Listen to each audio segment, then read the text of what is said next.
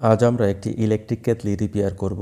এই যে কানেক্টর দেখছেন, এই কানেক্টর চেক করব। তার সাথে পাওয়ার সাপ্লাই কটের সাথে যে কানেক্টর রয়েছে সেখানে 3টি পিন রয়েছে, একটি ফেজ, একটি নিউট্রাল এবং একটি আর্থিন। তো যেহেতু 2 পিন প্লাগ, এখানে আর্থিনের কোনো প্রয়োজনীয়তা নেই, বা আর্থিন দিলেও 2 পিন প্লাগের কারণে বডির সাথে সংযোগ হবে না। দুই সাইডের 2টি পিন ব্যবহার করলেই হবে। তো এখানে দেখেন পাওয়ার সাপ্লাই কটের যে 2 পিন প্লাগ, তার একটি পিন ক্ষতিগ্রস্ত হয়েছে, পুড়ে ভেঙে গেছে। এ কারণে আমরা পাওয়ার সাপ্লাই কটের যে 2 পিন প্লাগ সেটা পরিবর্তন করে দেব, ভেঙে গেছে। এবং এই যে কানেক্টর দেখছেন, এই কানেক্টরও আমরা চেক করব। তো রিং যুক্ত কানেক্টর কেতলির সাথে সংযোগ করা থাকে, এই যে কেতলির সাথে সংযোগ করা থাকে, এবং বেজের সাথে যে কানেক্টর থাকে সেটাও মূলত সেট করা হয়।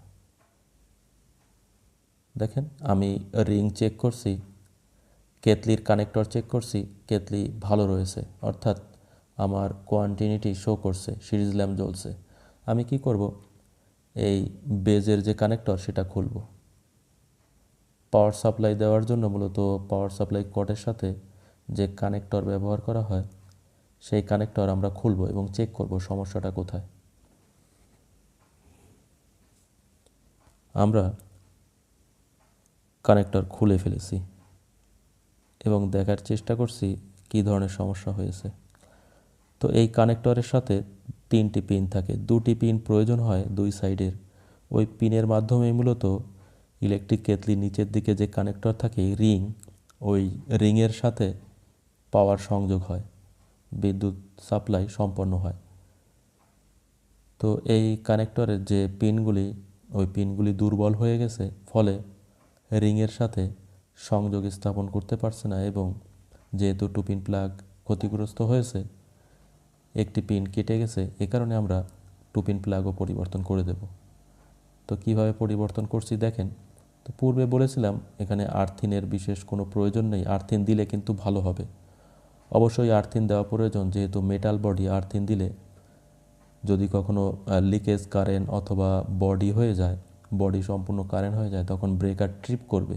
কিন্তু আর্থিন দিলেই হবে না, এখানে 2 পিনের স্থানে 3 পিন প্লাগ ব্যবহার করতে হবে, এবং সকেটের যেখানে আর্থিন পিন সেখানে অবশ্যই আর্থিন সংযোগ করতে হবে, তাহলেই মূলত আর্থিনের সুবিধা পাওয়া যাবে।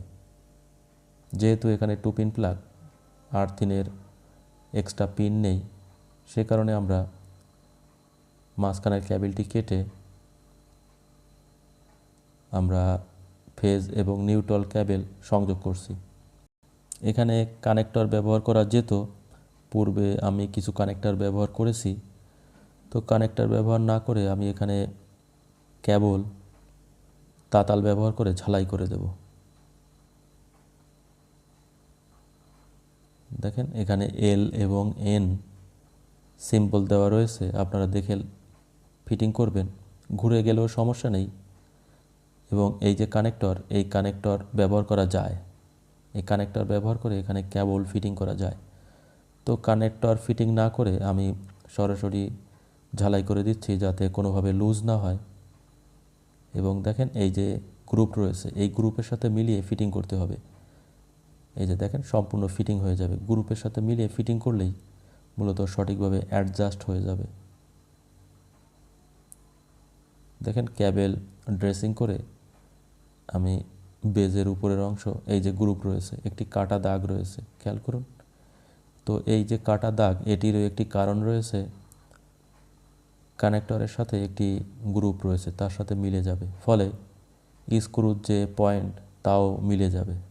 দেখেন সহজে মিলে গেছে।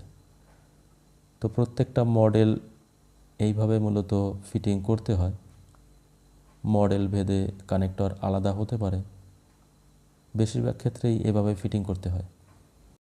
বেজের কানেক্টর ফিটিং করে দিয়েছি এবং 2 পিন প্লাগ সংযোগ করে দিয়েছি। এবার আমরা চেক করব। দেখেন ইন্ডিকেটর জ্বলছে, এবং অটোমেটিকভাবে অফ হয় কিনা আমরা সেটাও চেক করব। যদি অটোমেটিকভাবে অফ না হয়, তাহলে উপরে যে থার্মোস্ট্যাট সুইচ রয়েছে, ওই সুইচটি পরিবর্তন করে দিলেই সমাধান হয়ে যাবে। আমরা খেয়াল করব সুইচ এবং ইন্ডিকেটার একই সাথে অফ হয় কিনা। এই যে অফ হয়ে গেছে। তো সুইচ অটোমেটিকভাবে অন হয় না, অটোমেটিকভাবে অফ হয়ে যায়।